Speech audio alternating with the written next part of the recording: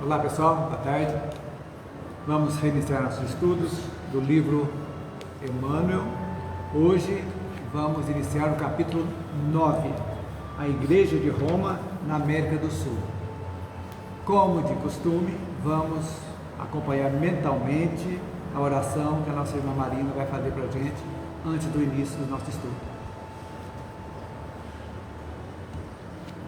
Vamos fechando os nossos olhos, vamos acalmando os nossos corações, esquecer os nossos problemas lá fora e levar o nosso pensamento até Deus, o nosso Pai, agradecendo a Ele por mais um dia de vida e pela oportunidade de nós estarmos reunidos em Seu nome para mais uma tarde de estudos e de paz. Senhor Jesus, irmão querido, o Senhor mesmo nos diz: eu sou o caminho, a verdade e a vida, e ninguém vai ao Pai se não for através de mim. Então, Senhor, mostra a todos nós o caminho que leva até vós.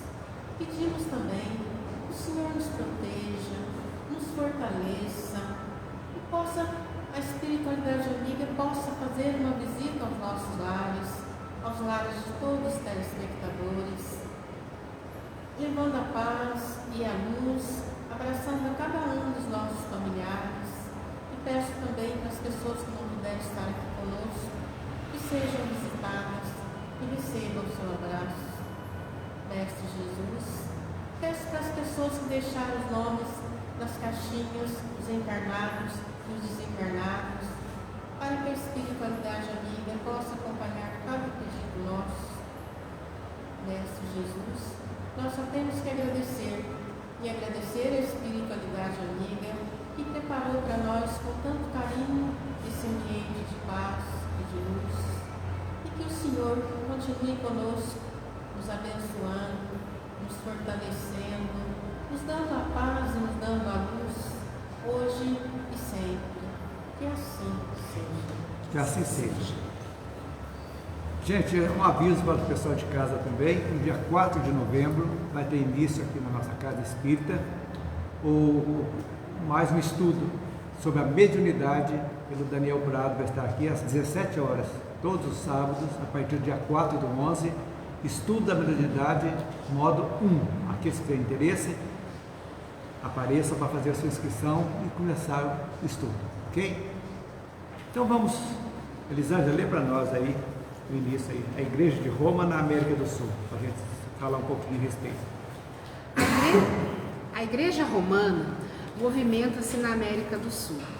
Sentindo os perigos da Europa, onde os produtos ideológicos de novas doutrinas lhe criaram uma situação profundamente embaraçosa, a organização política do catolicismo volta-se para a América Meridional, onde os neolatinos, vivendo a existência reflexa dos grandes centros ocidentais, trabalham ainda por adquirir uma personalidade coletiva. Os últimos congressos eucarísticos na Argentina e no Brasil representam o apogeu das suas atividades, no sentido de manter a sua falsa posição à custa de exterioridades suntuosas dentro daquela megalomania característica das águias dominadoras do Império Romano. É curto e grosso, né? Principalmente grosso. As duas últimas frases. Então, a disseminação do cristianismo no continente nosso aqui recém-descoberto, né, foi uma prioridade para então. Eu achei muito interessante dizer aqui, né? Da organização política do catolicismo, né? Já mudou totalmente a ideia do cristianismo, né? Então, poder, né? Mas apenas uma parte do sistema de colonização espanhola, então foi uma prioridade. Então, Espanha e Portugal estão aqui, então começaram. A chegada da nova religião era usada pelos militares, interessante a gente saber, que vieram como ferramenta do seu imperialismo. Então, a religião ali permitindo que outros objetivos fossem alcançados, como a difusão da língua espanhola, cultura e controle político do Novo Mundo. Então, a Espanha começou desde lá América Central, América do Norte, o México, vem descendo até chegar no Brasil, Argentina, e aqui o Brasil só não é espanhol ainda porque teve o Tratado de Tordesilhas, né? Que ficou uma parte pequenininha para Portugal, mas com as entradas que era muito grande, não tinha quem tomasse conta, e Portugal foi devagarzinho fazendo a colonização e tornou-se o Brasil o único país de língua portuguesa, o resto tudo é de língua espanhola que já foi. Então o objetivo mesmo era que a Espanha, tanto a Espanha para o catolicismo era muito importante, que a Inquisição foi a última que acabou, foi na espanhola, né? A Inquisição, o terror da Idade Média que ficou absurdo. Então veio então como uma forma também de obrigar, usando a religião para conquistar adeptos, e a ideia do céu, do inferno, do castigo divino, colocando as pessoas pelo terror, é lógico, e as pessoas foram devagarzinho sendo disseminando a ideia da Igreja Católica. Na realidade, se fosse realmente somente difundir o cristianismo, seria uma coisa muito interessante, mas, como eu aqui, como Emmanuel fala para nós, foi exatamente a política, né? Tranquilo da igreja que queria isso aqui como forma de poder também e de riqueza, não tenha dúvida disso também, tudo é interesse, né? O objetivo era transformar a vida do índio, que era agrícola ou nômade, só isso que eles faziam, extrativista e mudando, acabava a caça, acabava a coisa, eles iam mudando, né? No modelo de um novo povo civilizado de acordo com os ditames do Império Espanhol na época. Então esse era o objetivo da igreja, acompanhar os descobridores, sempre estava junto, tanto Pedro Álvares Cabral tinha lá o Pedro, como é que chama? Pedro Vaz de Caminha. Pedro Vaz de Caminha era o que escrevia. E quem fez a primeira missa? José de Anchieta. Eu esqueci também. Gente, fugimos da escola. Eu já te lembro. Calma, que já Foi Frei Henrique. Frei Henrique de Coimbra? Maria. viajei na Anchieta. Frei Henrique de Coimbra, exatamente. Verdade. Então, olha que a igreja com a colonização. O Papa Alexandre VI fez uma bula, decreto papal, chamada Inter Cetera, que concedeu direitos coloniais sobre a maioria das terras recentemente descobertas para Espanha e Portugal. Quem que o Papa tinha com isso? E deu direito, como se fosse Deus, aquilo é seu. Mas deu a escritura, praticamente, para os espanhóis de Portugal. Para, olha, não sei dar. Poder político mesmo. Poder né? político, exatamente. Então, a expansão do Império Português e do Império Espanhol, ambos com papel significativo desempenhado pela Igreja Católica, levou, então, à cristianização das populações indígenas das Américas, como os astecas, os incas.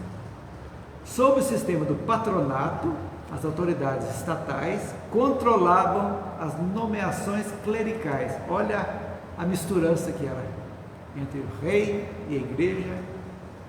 Então, um influía no outro. Então, era um casamento de interesses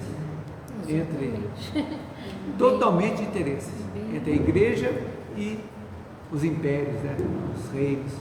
Então, aquilo ali que tinha Casamento de interesse, casamento de interesse, né? Então, controlava as nomeações clericais e nenhum contato direto era permitido com o Vaticano. O Vaticano deu, quem resolve, quer dizer, os padres que vieram para cá respondiam ao Império e não ao Vaticano. E o Vaticano que falava entre eles e mandava para cá. Então não era direto, era indireto. Por quê? Porque tinha os interesses econômicos, tudo isso aí é um fato.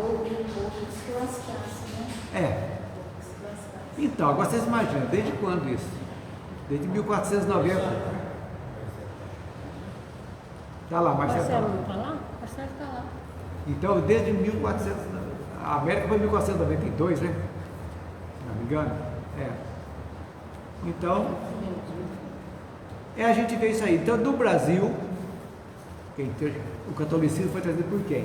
Pelos missionários que acompanhavam os exploradores, como Frei Henrique de Coimbra, Bento Cabral, e cada uma das caravelas tinha o seu pastor lá, né? O padre ou frei que fazia parte, era a igreja, a parte espiritual, podemos dizer assim, mas para a gente entender, né? Então, na época no Brasil,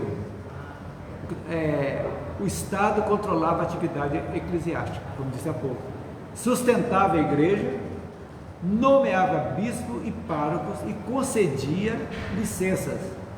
É o Estado que fazia isso. Então, o Papa deu essa autorização, o Estado que fazia. E quem nomeava era isso. Quer dizer, eu não entendo o que é o poder político. Tinha que deturpar mesmo, né, o cristianismo, gente? Que o Estado pegar um negócio desse e ia colocar quem?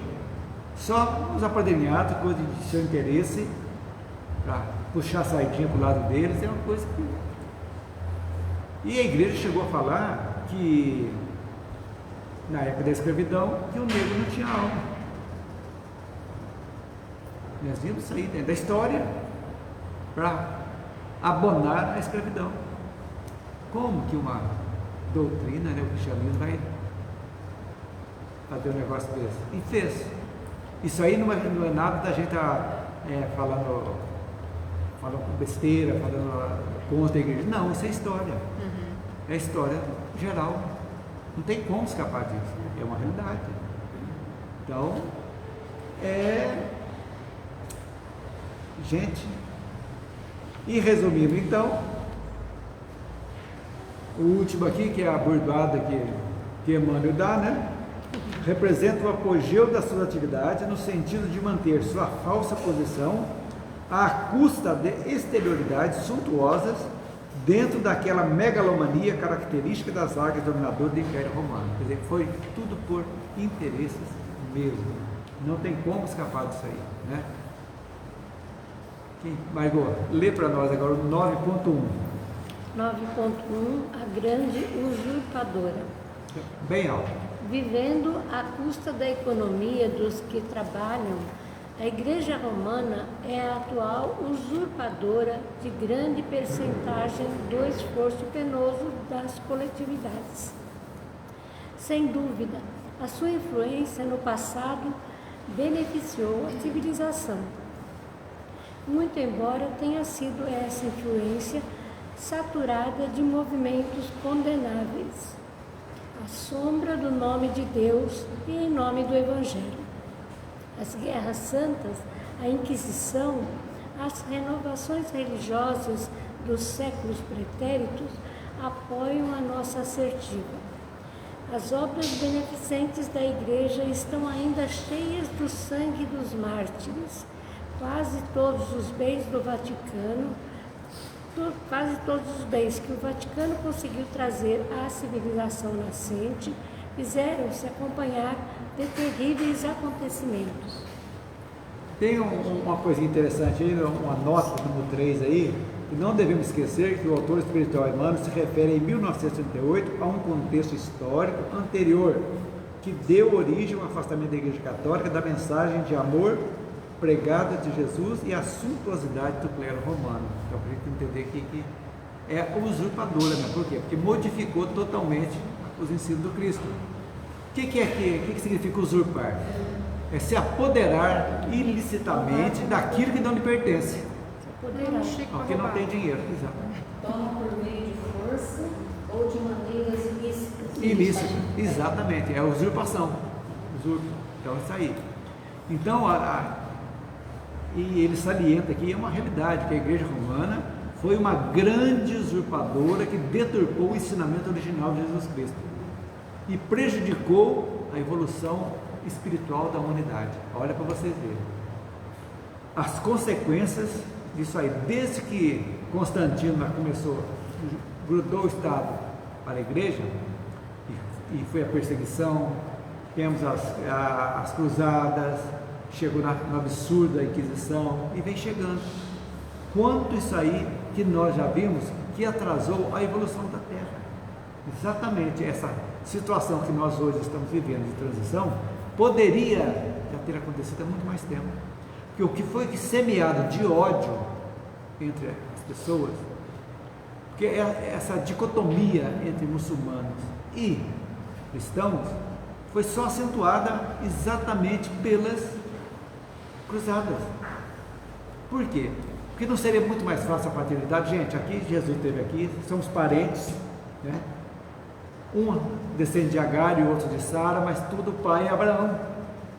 Vamos ficar numa boa? Vamos cultuar aqui numa tranquila? Não. A igreja, à custa de poder, quis tomar, achando-se no direito de tomar aonde a terra santa, diz eles, tomar a força. Algo que poderia ser perfeitamente juntas, compartilhada, e não daria isso aí. Essa tragédia que vimos até hoje, que foi chegando. O ódio nasceu lá atrás, começou. Nós sabemos que o ódio a gente vai e volta. Por quê? Porque reencarnamos e trazemos esse karma, vai trazendo, e nem sempre a gente liquida esse karma. Então vem de gerações em gerações. Aquela região, você sempre fala no espiral, né? Que É. a gente vai subir. Ali parece que não tem uma Parece espiral, que não né? tem. Ali é um círculo fechado que ali não sai daquilo, né? Quantos anos e até hoje, Então, hoje 2023, continua. E agora parece que está um fuzuê, agora né? continua mesmo, né? E agora pior ainda, porque hoje as armas são muito mais modernas, né? Complicadíssima a situação que nós estamos vivendo, em termos de até ter uma hecatombe, né, mundial. Mas então, por isso que a gente vê que o homem, o livre-arbítrio é muito importante para a gente, muito importante, essa liberdade que nós temos que escolha. Mas esquecemos que a nossa escolha, qualquer que seja ela, vai ter uma consequência, é óbvio. E não só para nós, como no caso dessa região, para É coletivo, toda a população. coletivo. Então, exatamente, é o direito coletivo. Então toda a coletividade acaba pagando, porque são envenenados desde que a criancinha, desde pequenininha, já está envenenada que aquilo ali você tem que destruir aquele povo que é nosso, e vice-versa. É cultural deles. Cultural. Isso, para quebrar esse ciclo, gente, não está fácil. Teria que ter, praticamente, se for pensar, tinha que ter algo que matasse todo mundo. Entre aspas. Não, porque aí saíram daqui, iam para outro mundo, né? Já com briga, com... E separados de preferência, porque se for Não, mas tem que juntar para aprender. Lá em... não. Primeiramente separar para poder mudar essa mentalidade e depois novamente. Não, mas eles vão. pra ver se- Não, mas de capela para cá, vieram tudo junto, só que cada um separou aqui. Vai ter que aprender. Como nós recebemos, por exemplo, eu matei alguém, eu vou reencarnar e vou aceitar aquele que eu matei, como meu filho, como minha esposa, como meu esposo. É um passo para você se tolerar e acertar. Então eles têm que recomeçar em algum momento, só que para recomeçar aqui na Terra está complicadíssimo. Por quê? Esse ódio está entranhado neles, uma coisa fantástica. E para acertar isso, é só a nova geração que está chegando agora. Tem uma chance. Os novos pastores, não sei, rabinos, os lá, como é que chama os que tomam conta dos muçulmanos lá? Rabino? Rabino é do judeu, eu falo dos muçulmanos. De gente nova chegando para que promova a paz. Senão vai ser esse fuzuê, que começou lamentavelmente lá atrás pela ganância realmente da Igreja Católica, que tomou o cristianismo, criou o cristianismo como sendo seu e deturpou totalmente isso. Então tornou-se a grande usurpadora mesmo. Então, Emmanuel, o que ele está dizendo? Que a Igreja se afastou da mensagem de amor e fraternidade que Jesus pregou, porque Jesus só pregou fraternidade e amor. Ele veio falar que Moisés era olho por olho, dente por dente. Ele falou, não, aqui se alguém te oferecer uma face, bateu numa face, ofereça outra. A gente entender que aquela pessoa que nos ofende, que nos magoa, é ainda uma pessoa que é ignorante em moral ainda, precisa chegar lá. Que a maldade ainda é algo que vai passar, a hora que for esclarecido. Então é a mesma coisa, quando alguém te agride, te ofende, e você revida no mesmo tom, Está errado, porque se a gente tem um pouquinho mais de discernimento, a gente tem que entender que aquela pessoa que está nos machucando ainda precisa de um pouquinho de esclarecimento para chegar naquilo lá. Então, se você refluir, ficar tranquilo e deixar, e não atirar gasolina no fogo, as coisas se acertam no momento certo. Assim, é difícil? É. Que a nossa índole também, está vendo lá, nós participamos disso aí, gente. Lamentavelmente, nós fomos nas cruzadas, fomos nas inquisições, ou fomos inquisidores, ou sofremos da inquisição. Vamos aí. Até chegar o momento que nós despertamos. E esse despertamento que ocorreu conosco é individual, intransferível. Uns despertam rápido no começo, outros demoram, outros no final da existência, outros não despertam e vão precisar de outras encarnações e outras para se despertarem. É assim que funciona. Então, quando a gente se desperta, aí a gente vai ver, entender o que realmente é o cristianismo, o que é esse sentido de amor que Jesus falou.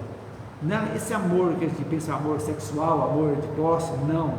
É um amor incondicional. Você vê as pessoas como carentes de algo que você pode dar, se não você pode ajudar de alguma forma, de dinheiro, você tem carinho, você pode vibrar uma oração boa para aquela pessoa, desejar o bem para a pessoa, aquela que te magoa. Então isso aí mostra, as parábolas de Jesus mostra exatamente essa necessidade que nós temos dessa fraternidade. É aquela que ele chega lá, vai deixar a oferenda no altar e fala, não, vai, deixa a oferenda aqui, vai, reconcilia-te com o teu irmão, depois tem que fazer a oferenda. Quer dizer, a fraternidade é muito maior do que a oferenda. Então é isso que às vezes, numa família, por exemplo, fica uma animosidade que transcende gerações. Vocês lembram da história que teve lá, se não me engano, em Pernambuco, uma cidade chamada Exu? Teve uma família que um matava de um lado, outro matava do outro. Lembra? 20 e tantos. Luiz Gonzaga. Eu já ouvi falar. Sei que de cada família, 20, 30 ou 40, um matava do outro. Eu acredito que até hoje é dessa forma. Existe. Mas olha para vocês verem. Então, até que alguém chegue quando coloca um ponto final, isso aí não vale a pena, porque isso aí é semear ódio e passar o ódio para o teu filho que não teve nada com a história, ou teve muito, mas não precisava ter agora. Cresce odiando uma pessoa sem saber nem porquê. Sem saber por quê. Nem conhece, só de ouvir falar. Então, mas tudo isso tem um início. Odeio sem conhecer. É verdade. Só de ouvir falar. Mas o outro falou que é assim, você é seu. Então, essas coisas, o que nós precisamos ter? Conhecimento. Então, quando lá Mateus fala lá, né? Conhecereis a verdade vos libertará, é isso. É verificar. Nós temos que ir na essência, isso é um estudo que nós estamos fazendo aqui, é para a gente ir na essência do cristianismo. Está mostrando que não deve ser feito mais. Foi o que foi feito, que deu caca a todo lado, está dando até hoje. E o absurdo que teve católicos e protestantes brigando e matando uns aos outros também, em pleno século XX, na Irlanda do Norte, em nome de Jesus, em nome do Cristo. Aonde está escrito que isso? Que pode fazer isso? Que deve ser feito? Então é você trazer o ensinamento a seu bel prazer. Isso aqui eu vou puxar para cá, que isso aqui me atende os meus interesses. Não é assim que funciona. A coisa tem que ser global, né? Senão não justifica. Então, que a gente tem que martelar isso aí. Então, isso aqui é um fato que a gente vai começar entendendo para que, através do conhecimento, nós possamos exemplificar e devagarzinho nos tornarmos pessoas melhores. E essa melhora nossa, possa influenciar pessoas com quem convivemos, no trabalho, em casa, na sociedade, não pela imposição, mas pela exemplificação. Isso é muito importante para a gente entender. Quem vai ler para nós o 9.2? Marina? O catolicismo na Europa moderna. 9.2. catolicismo na Europa moderna. A Europa moderna, pobre de possibilidades econômicas e compreendendo de perto a ação defraudadora da Igreja Católica, tornou-se campo quase estéril para suas explorações. As tendências da mentalidade geral para uma organização econômica sobre a base da justiça que deve prevalecer em todas as leis do futuro fizeram dos países europeus terreno impróprio para a indústria religiosa. Com exceção da política de Berlim e de Roma, outras nacionalidades europeias custariam a tolerar esses movimentos de audaciosas explorações. A mística fascista é a única que procura o amparo das ilusões religiosas do catolicismo, com o objetivo de manter a coesão popular em torno da idolatria do Estado. Ainda agora, existem pronunciadas tendências da nova Alemanha para que se crie nos bastidores da política hitlerista uma igreja nacionalizada.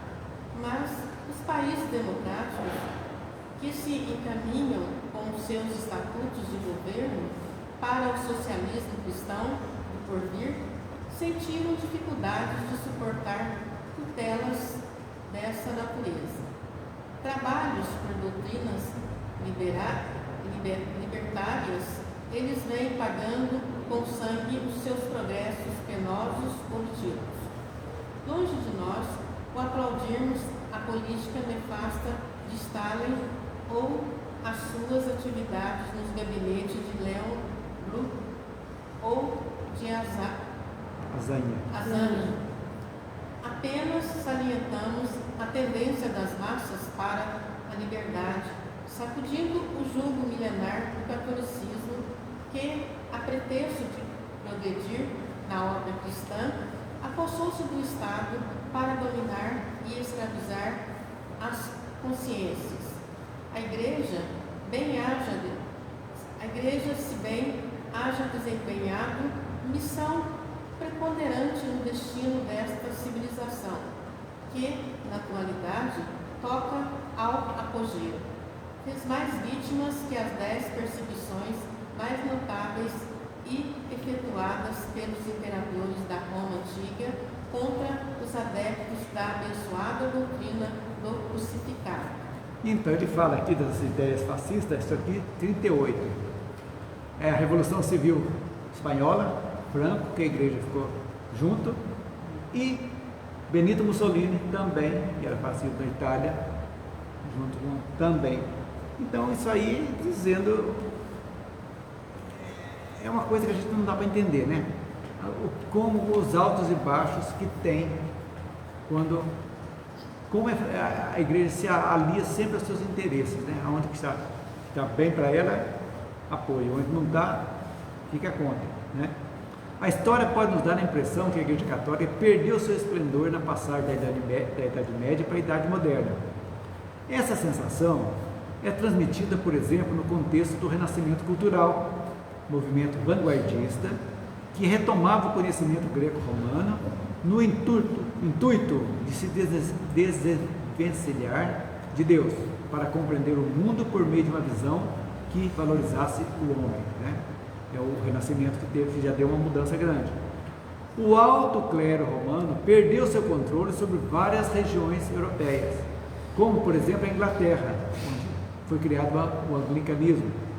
O Papa não quis autorizar que o Henrique VIII se divorciasse e casasse de novo. Ele rompeu e criou uma igreja que ele é o chefe, que continua até hoje, né? Então, e passou a acumular poderes políticos e religiosos também. Quer dizer, ele não mudou nada. Só separou. Ah. Vocês por minha dúvida. 6 por minha dúvida, porque ali, em vez de mandar dinheiro para Roma, ficou ali mesmo, né? Para ele, né? Mais fácil.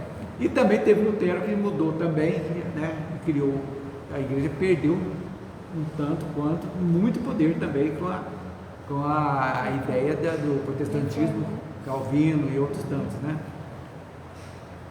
Contrariando essa suposta minimização, a Igreja Católica se valeu da arte barroca para intimidar seus fiéis e ostentar luxuosas riquezas vindas das terras da onde, gente? Da América. O dinheiro ia daqui. De Minas Gerais. Nós, né, também. Por isso o título, né? E o que dizer? E o, O ouro das Minas Gerais. das Minas Gerais. Das Minas Gerais. E o que dizer então do Tribunal da Santa Inquisição? Santa Inquisição. Santa. Eu não conformo com isso também.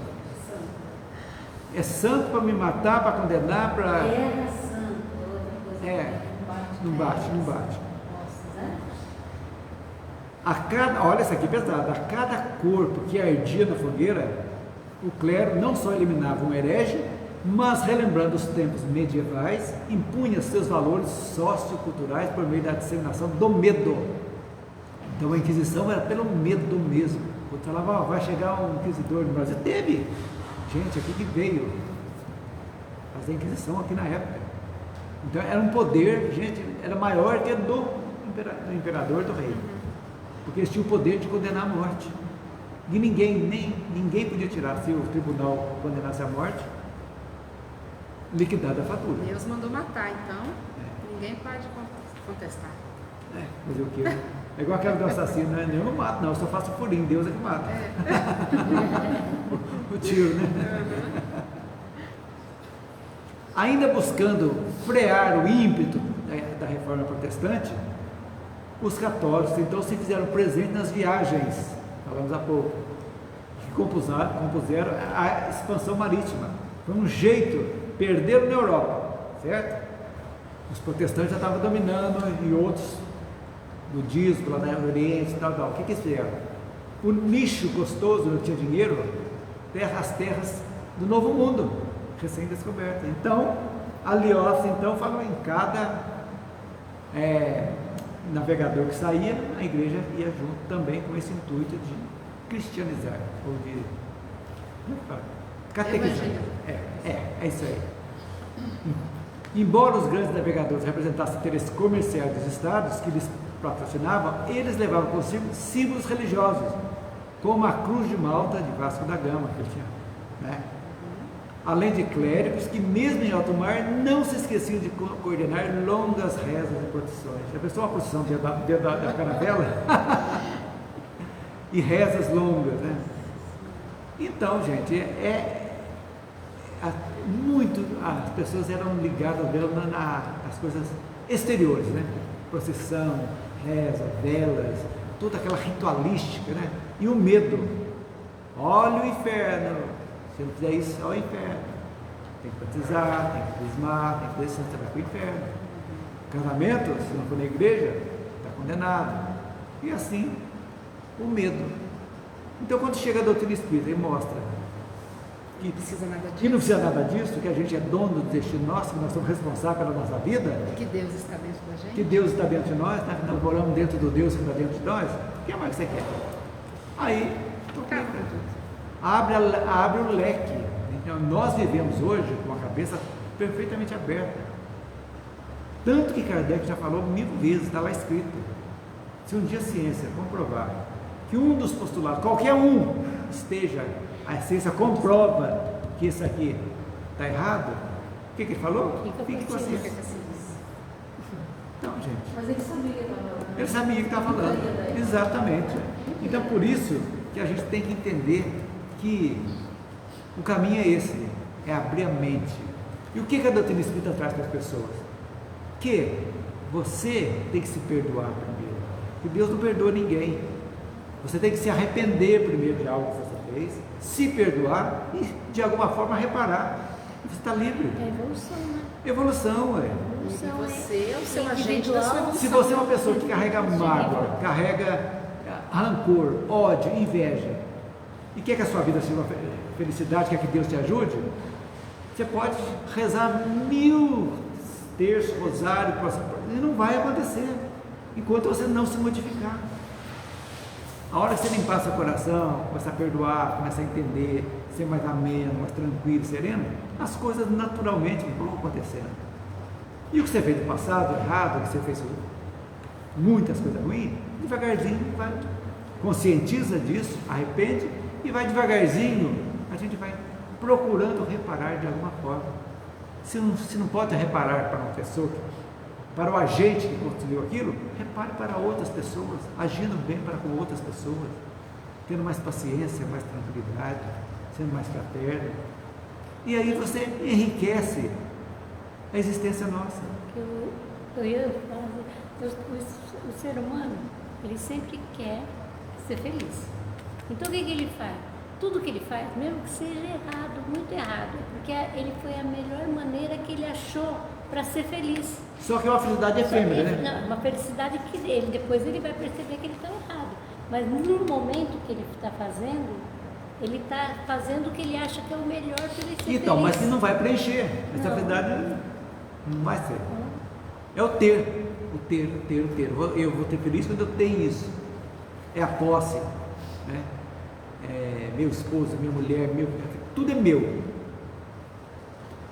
Não é assim que funciona. Tem que compartilhar. Então é isso que a gente tem que entender. Que o caminho é esse, estamos no caminho. Mas precisamos policiar a cada dia que nós somos postos à prova. Por quê? Porque a quem muito foi dado, muito será cobrado, pedido. Porque hoje nós sabemos o porquê que acontece nas vidas. Nós sabemos, se estamos hoje colhendo algo ruim, nós plantamos em algum momento. Em algum momento nós plantamos, nesta ou em outras encarnações. Então não adianta orar para Deus, pedir tudo para tirar essa carga, não. Enquanto você não conscientizar disso e trabalhar com o seu alto amor, seu alto perdão, a sua gratidão por estarmos aqui, gratidão aos pais que nos deram a vida, gratidão a Deus, começar a exercer isso aí como um compartilhamento com Deus, aí sim as coisas funcionam. Agora, procurar, lembra da Santa Bárbara só na hora da chuva, passou a chuva, acabou também? Não resolve. Não adianta também você tomar passe e o passe e não modificar lá fora. Não resolve. É um lenitivo. O passe é para animar a pessoa a entender que algo precisa ser feito. Mas você tem aqui, bonitinho, toma um passe, é limpinho, chega ali, ó, uma bicicleta vem, bate no você já xinga, já manda embora, perdeu todo o efeito do passe. A energia que você recebeu aqui já foi para o ar. Resolve. É assim, não é assim que funciona. Então a fluidoterapia é muito importante, ajuda. Mas como diz Jesus, né, ajuda-te, que o céu te ajudará. É assim que funciona, senão não funciona. Vai ter paliativo, é igualzinho a pessoa que vai na igreja, então para tomar hóstia, não se modifica nada. Então vem tomar pasta a vida inteira, se você não se modificar, não vai resolver nada. Ainda vai falar, o espiritismo não resolveu a minha vida. É, o gente vai falar que o espiritismo não resolveu a minha vida. Não, quem resolve a minha vida somos nós. É tudo isso aí. Então, as pessoas têm que entender isso. É autoconhecimento, se modificar. Margarete, lê para nós o 9.3. 9.3. A Igreja Católica provocando a pobreza do mundo. Integrada no conhecimento dessas grandes verdades, é que a Europa de agora se apresenta como um campo perigoso para as grandes concentrações católicas. E os sacerdotes romanos, que com escassas exceções desempenham as suas funções dentro do automatismo de Sibaritas. Sibaritas quer dizer a pessoa que é dada aos prazeres físicos, indolência. Então eram habitantes de um lugar chamado Sibares, que muitos ricos eram muito ricos e tinham a fama de serem voluptuosos, indolentes e só quer prazer, entendeu? Esse é o significado de Sibarita. Bem compreendem que a visão dos seus fautos e suas grandezas assulam o instinto terrível das massas, trabalhadas pelas necessidades mais duras, reconhecendo intimamente que a sua igreja tem favorecido de modo extraordinário os movimentos homicidas dos extremismos da atualidade, cujas lutas nefastas vêm amargurando a alma dos povos. Ninguém ignora a fortuna gigantesca que se encerra sem benefício para ninguém nos cofres pesados do Vaticano. Os capitais que para eles se canalizam com fertilidade assombrosa, ali repousam sem se converterem em benefício dos que trabalham, conquistando com penoso suor o pão de cada dia. Os milhões de liras que ali se arquivam em detrimento da economia de todas as classes que produzem, têm apenas uma utilidade, que é a do engrandecimento da obra santuária dos humildes continuadores de Jesus. É escrito em itálico, humildes para dizer crítica, né? Humildes continuadores. Como se Jesus gostasse disso, de dinheiro, de suntuosidade, né?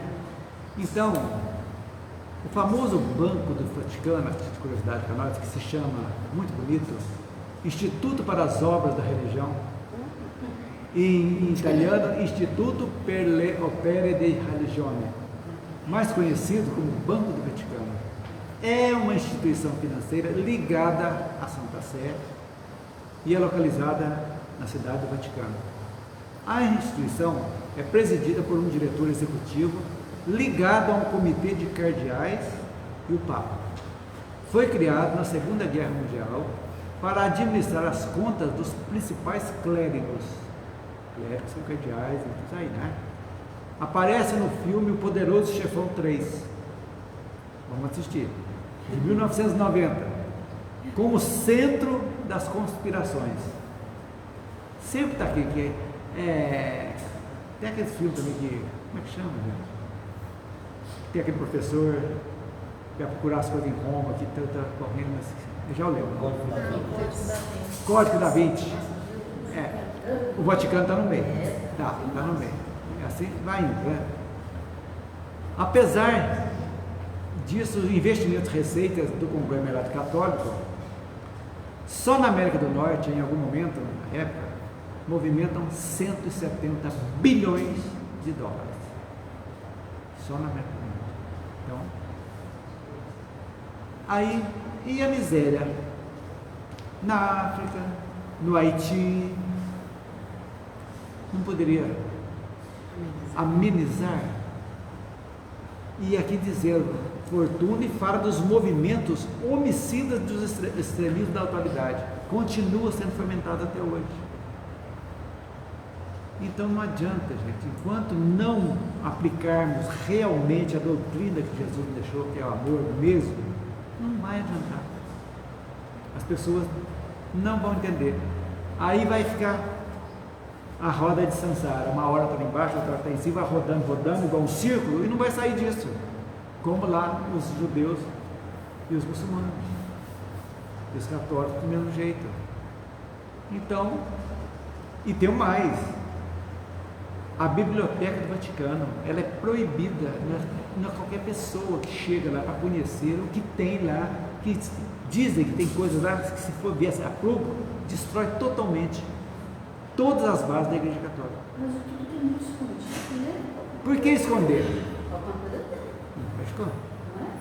Muito escondido.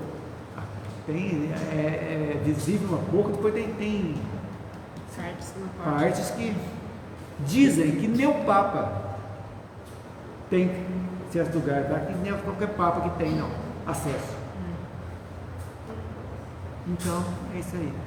Vocês viram o que é a pureza da religião? Religião não, Jesus não criou religião. A pureza do cristianismo, né? Mostrando devagarzinho, não precisa fazer nada disso. Cada um é livre, vamos fazer as coisas, vamos pregar o amor, é isso aí. Mas bastou o olho gordo, né? As pessoas do poder, tudo lá. Agora, matar herege. Por quê? Porque não aceitava o Papa, é morto. Constantino matou mais de 40 mil que não quiseram aceitar. Eram cristãos. Foram perseguidos, depois viraram perseguidores. Então essas coisas que não dá para a gente entender, né? O que mais nós vamos ver aí? Então você sabe o que é sibalismo, né? Sibaritas, né? Pessoas que buscam prazer, É. né? Agora é qual que é o 9.4? É. Quem vai ler, Geraldo?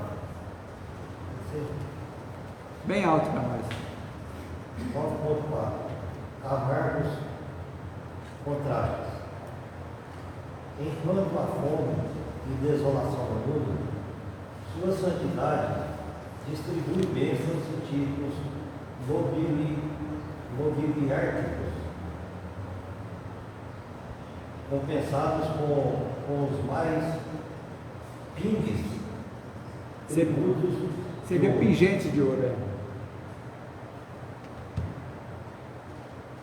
As canonizações buscam verdadeiras fortunas aos países católicos, para que a França conseguisse o altar para a sua heroína de Dom Remy. Joana d'Arc. Muitos milhares de francos foram arrancados à economia popular. Dá licença um pouquinho, meu Geraldo. Vamos parar um pouquinho. Eu não sabia disso, viu, gente? Para canonizar precisava de dinheiro.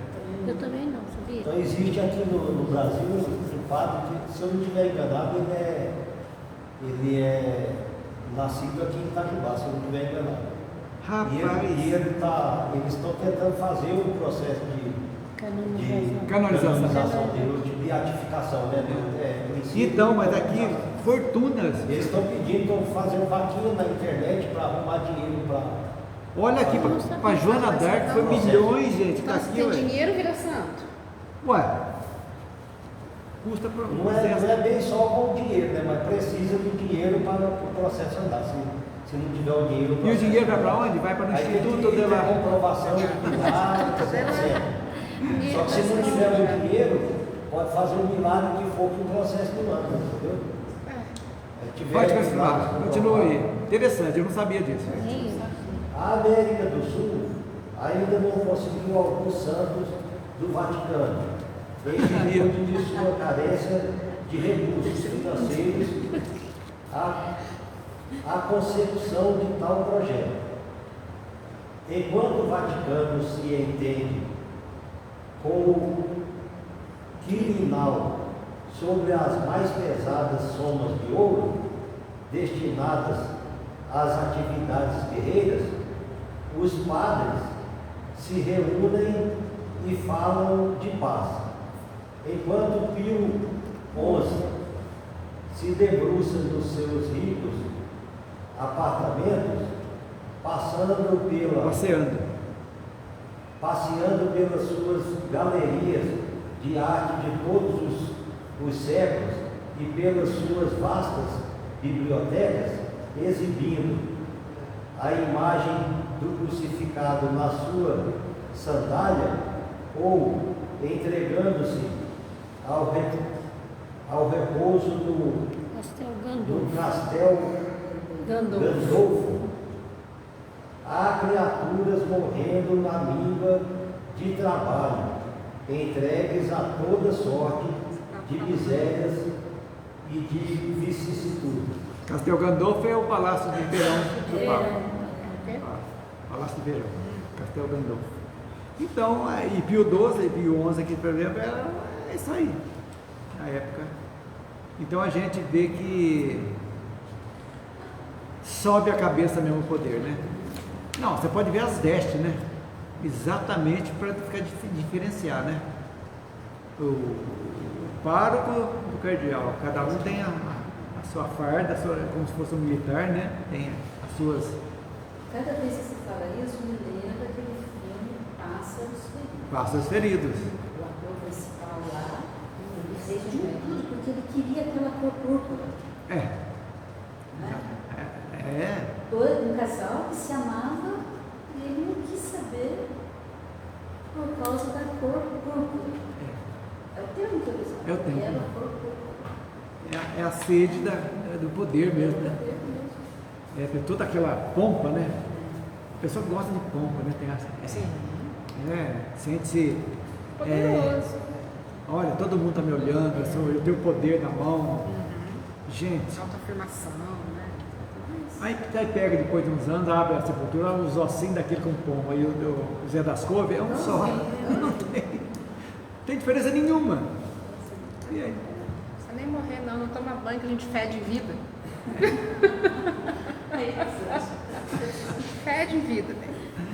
É que eu falo, gente, tem certas coisas que tem que abrir a cabeça da gente mesmo. Não, a gente tem que olhar de outra forma, porque senão. Foi boa, né? Então, essa das canonizações pra gente. Oi? É mãe de adolescente. Vai tomar banho, menino, você está fedendo em vida. Fedendo em vida, é verdade. Mas esse processo da Joana d'Arc cita aqui é histórico. É histórico. Olha que foi uma heroína, né? Heroína de Dom Remy. E está explicado porque não temos santos, né? Agora eu entendi. É isso aí. Mariângela, oi? Dá tempo? Dá, falta 10 aí. 10 aí.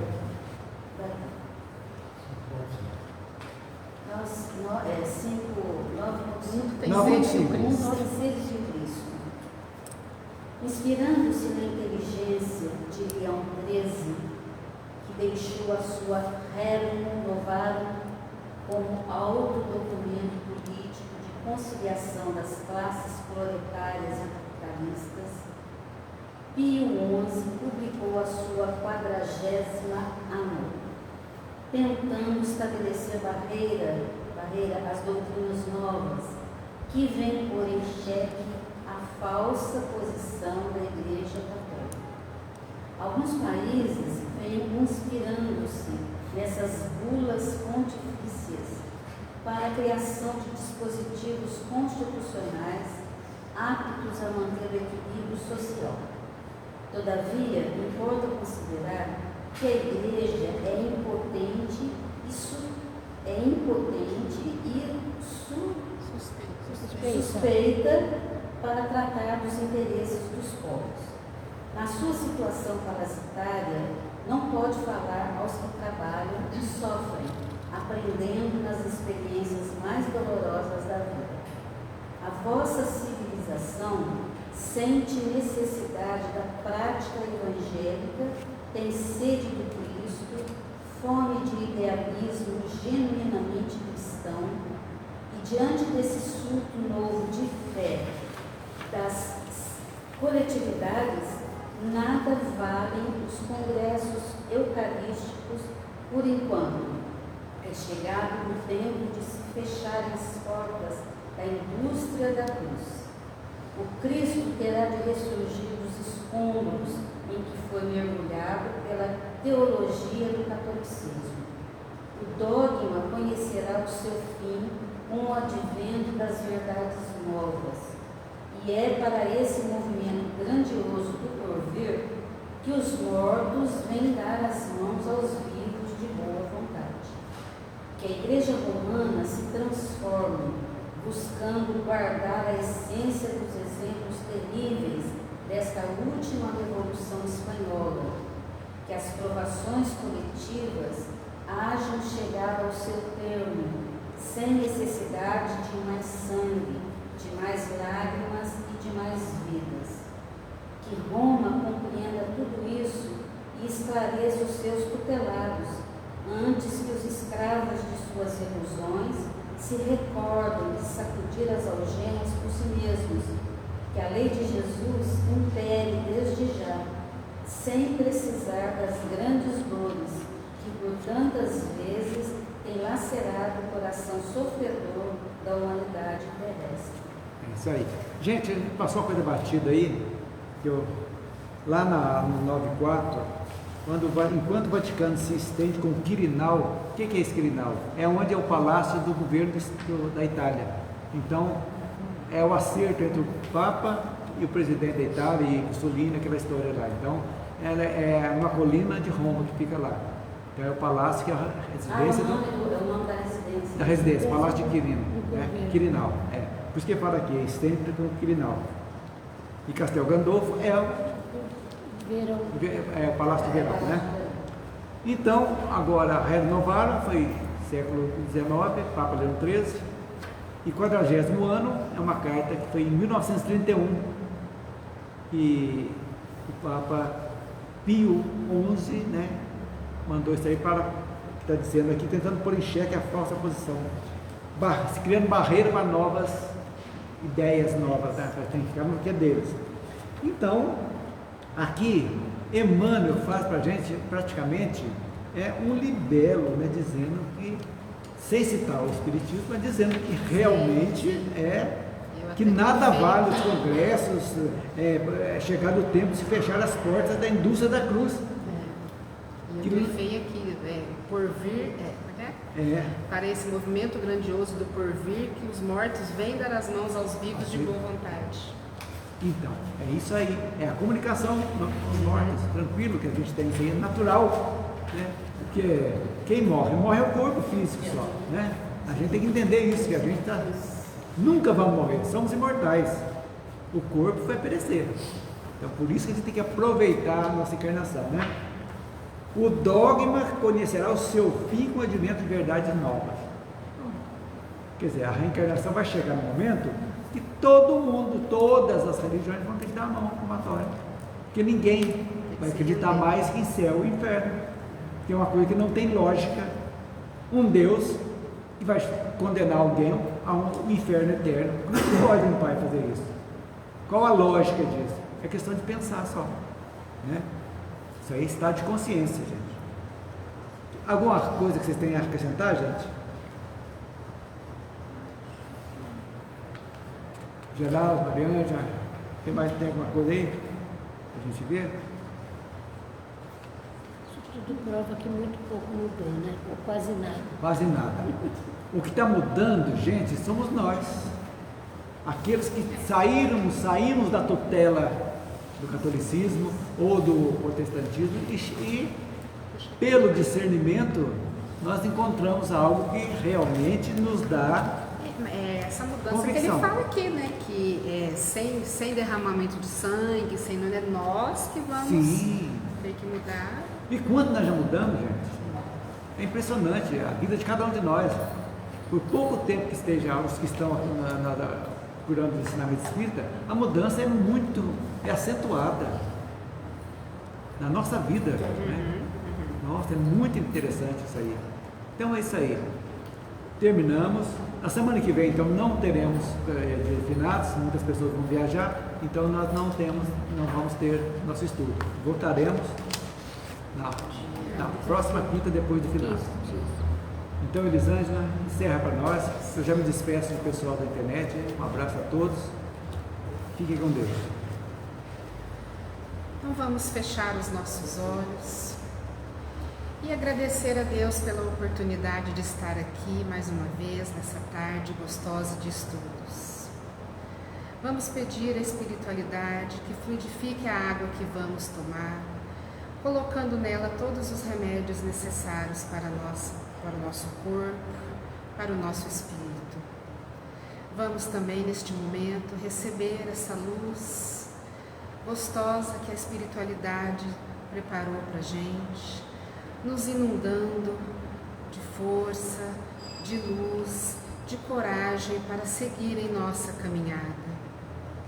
Deus, nosso Pai, que sois todo poder e bondade, dai força àquele que passa pela provação, dai luz àquele que procura a verdade. Ponde no coração do homem a compaixão e a caridade. Deus, dai ao viajor a estrela guia, ao aflito a consolação e ao doente o repouso.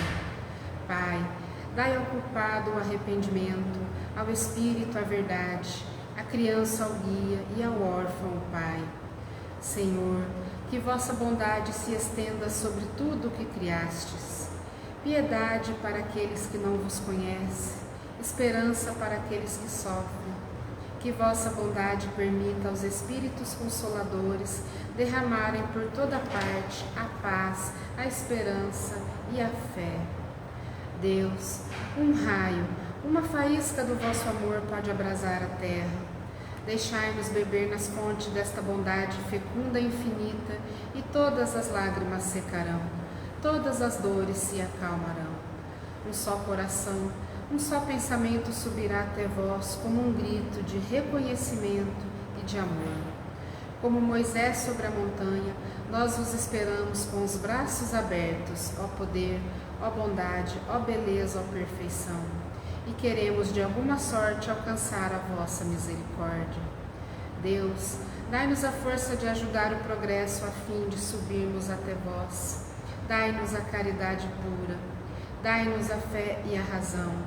Dai-nos a simplicidade que fará de nossas almas o espelho onde se deve refletir a vossa imagem. Que assim seja.